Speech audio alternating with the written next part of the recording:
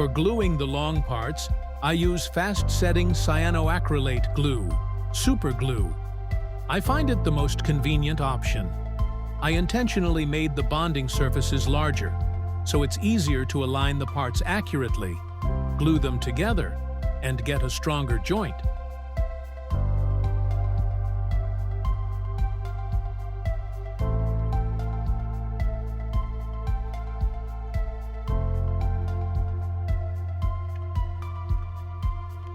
To hide the seams after gluing, I use Tamiya putty white and then sand the surface smooth with sandpaper.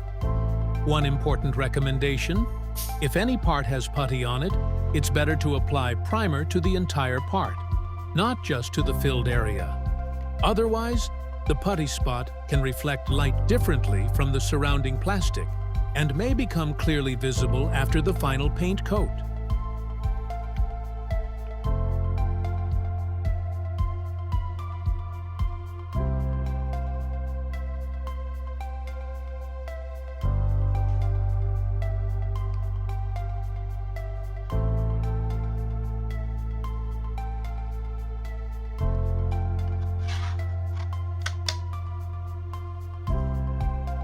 Use small pieces of leftover filament as connecting pins.